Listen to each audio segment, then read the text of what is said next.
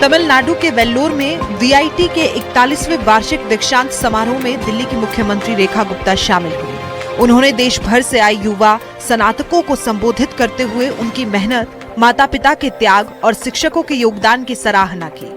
CM ने कहा कि दीक्षांत समारोह सिर्फ डिग्री हासिल करने का दिन नहीं, बल्कि वर्षों की मेहनत और संघर्ष का उत्सव है। उन्होंने छात्रों को याद दिलाया कि कॉलेज की पढ़ाई के साथ उन्हें दोस्ती, अनुभव और जीवन की कई महत्वपूर्ण सीख भी मिली है।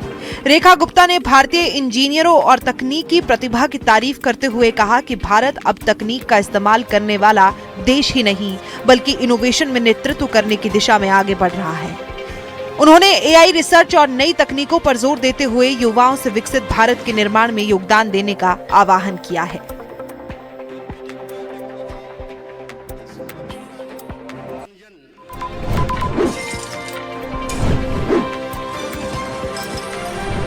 दिल्ली में बारिश ने एक बार फिर जलभराव की परेशानी बढ़ा दी है।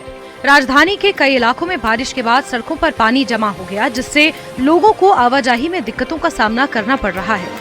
द्वारका मेट्रो स्टेशन के पास सड़क पर भी बारिश का पानी जमा हो गया। सड़क पर जल भराव के कारण यहां से गुजरने वाले वाहन चालकों और राहगीरों को परेशानी उठानी पड़ी। पानी जमा होने की वजह से सड़क पर ट्रैफिक की रफ्तार प्रभावित होती नजर आई। लोग किसी तरह पानी के बीच से निकलते दिखाई दिए। बारिश के दौरान जल भराव दिल्ली के लिए कोई नई समस्या नहीं है, लेकिन हर बार सवाल यही उठता है कि आखिर जल निकासी की व्यवस्था कब सुधरेगी।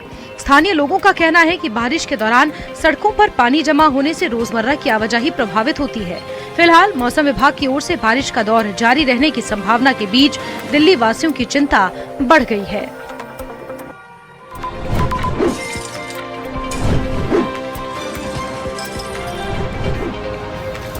दिल्ली की सड़कों पर गड्ढे तो आम है, लेकिन जब सड़क के बीच में धंस जाए तो खतरा कहीं ज्यादा बढ़ जाता है।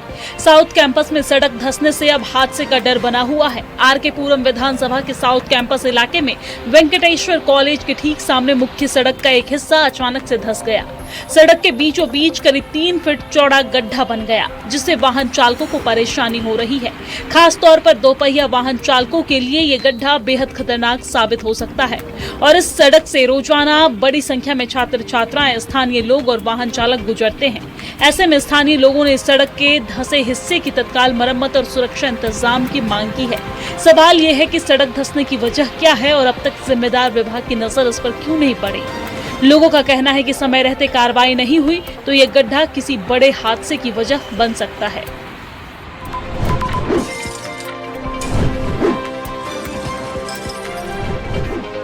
दिल्ली के बिलसवा डेयरी इलाके में ड्यूटी कर रहे पुलिस कर्मियों पर हमला करने का मामला सामने आया है। घटना 22 अगस्त की दोपहर मुकुंदपुर के जनता विहार इलाके की है, जहां बीट स्टाफ चेकिंग के दौरान बिना वैध दस्तावेजों वाली एक बाइक को थाने ले आया था। आरोप है कि इसके बाद बाइक मालिक और उसके परिवार समेत कुछ लोग पुलिस कर्मियों से भिड़ गए।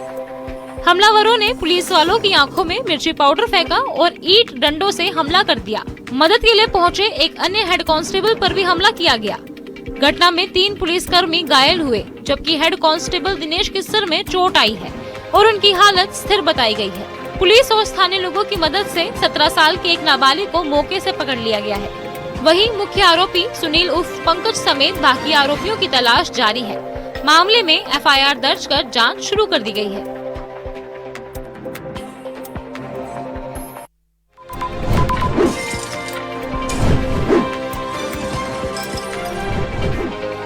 दिल्ली के जसोला गांव में नाले में बह गए 15 वर्षीय मिथुन की तलाश रविवार सुबह एक बार फिर शुरू कर दी गई है। शनिवार सुबह करीब 11 बजे पतंग उतारने के दौरान मिथुन खुले नाले में जा गिरा और तेज बहाव में बह गया।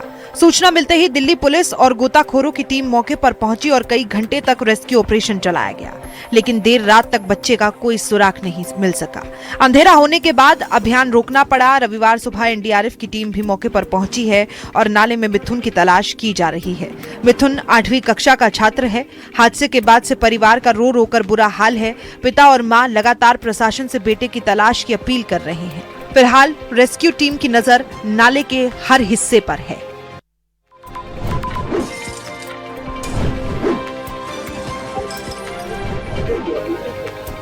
विदेश से मेडिकल की पढ़ाई पूरी करने वाले अभ्यर्थियों का एफएमजीई को लेकर संघर्ष तेज हो गया है। दिल्ली में डॉक्टर एफएमजी अभ्यर्थी परीक्षा में पारदर्शिता और अपनी मांगों को लेकर भूख हड़ताल पर बैठे हुए हैं। गौतम नगर स्थित महाराजा रणजीत सिंह पार्क में AIMSA के फॉरेन मेडिकल स्टूडेंट विंग के बैनर तले शांतिपूर्ण प्रदर्शन जारी है। प्रदर्शनकारियों का आरोप है कि जून 2026 की FMGE परीक्षा में बिना पर्याप्त पूर्व सूचना के 28 से 30 वीडियो आधारित सवाल पूछे गए। ऐसे सवालों के लिए मुआवजे या ग्रेस मार्क्स की मांग की जा रही है। इसके अलावा आधिकारिक आंसर की जारी करने और विवादित सवालों की पारदर्शी समीक्षा करने की मांग है। अभ्यर्थी चाहते हैं कि FMGE साल में 3 बार हो और परीक्षा पास करने वालों को समय पर इंटर्नशिप मिले। साथ ही 6,190 रुपए परीक्षा फीस कम करने और परीक्षा केंद्रों पर बेहतर सुविधाएं देने की मांग भी उठाई गई है। प्रदर्शनकारियों ने स्वास्थ्य मंत्री JP नड्डा से मामले में हस्तक्षेप की अपील की है।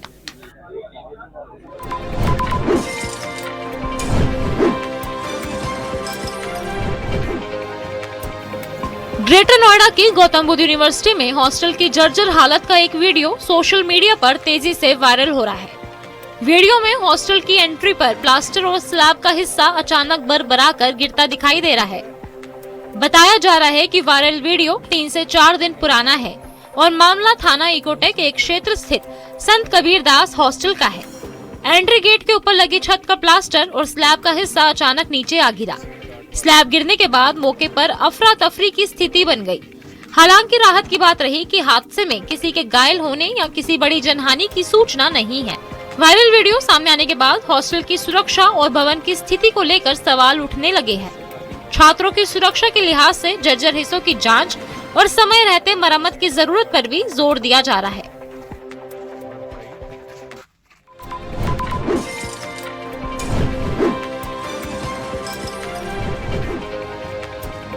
एक छोटी सी लापरवाही कब बड़े हादसे में बदल जाए कहा नहीं जा सकता।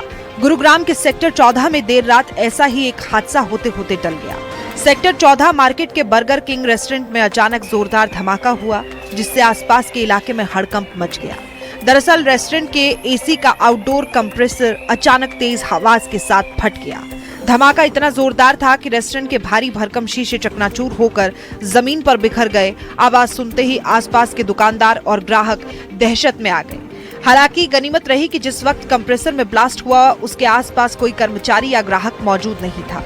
रेस्टोरेंट के अंदर मौजूद लोग भी बाल बाल बच गए। फिलहाल इस हादसे ने AC कंप्रेसर की सुरक्षा, मेंटेनेंस और लापरवाही को लेकर कई सवाल खड़े कर दिए हैं।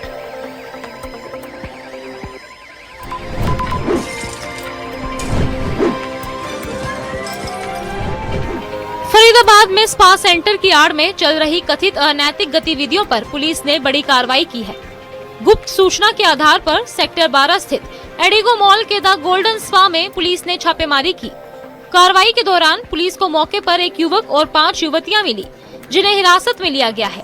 पुलिस के मुताबिक मौके पर अनैतिक गतिविधियां चलने की सूचना मिली थी, जिसके बाद कई थानों की पुलिस और महिला पुलिस कर्मियों की टीम ने स्पा सेंटर पर दबिश दी। केंद्र महिला थाना प्रभारी उषा ने बताया कि पुलिस को मिली सूचना के आधार पर ये कार्रवाई की गई और मौके से 6 लोगों को हिरासत में लिया गया है। फिलहाल पुलिस सभी से पूछताछ कर रही है और मामले में आगे की कानूनी कार्रवाई लगातार जारी है।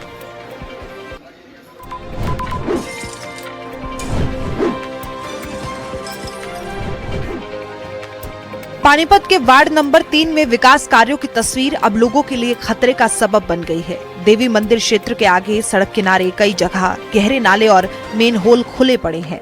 2 दिन पहले एक महिला करीब 8 फीट गहरे नाले में जा गिरी, जिससे आसपास के मौजूद लोगों ने समय रहते बाहर निकाल लिया। गनीमत रही कि महिला की जान बच गई, लेकिन इस हादसे ने प्रशासन की लापरवाही पर सवाल खड़े कर दिए हैं। स्थानीय लोगों का आरोप है कि नालों और सड़क का काम करीब 2.5 से 3 महीने से अधूरा पड़ा है। कई जगह ढक्कन भी गायब हैं और लोगों का दावा है कि सरिया चोरी करने के लिए नालों के ढक्कन हटाए जाते हैं। CCTV में भी ऐसी तस्वीरें सामने आने की बात कही जा रही है। लोगों का कहना है कि खुले नाले बच्चों और राहगीरों के लिए बड़ा खतरा है। स्थानीय लोगों ने हादसे से पहले प्रशासन से कार्रवाई की मांग की है।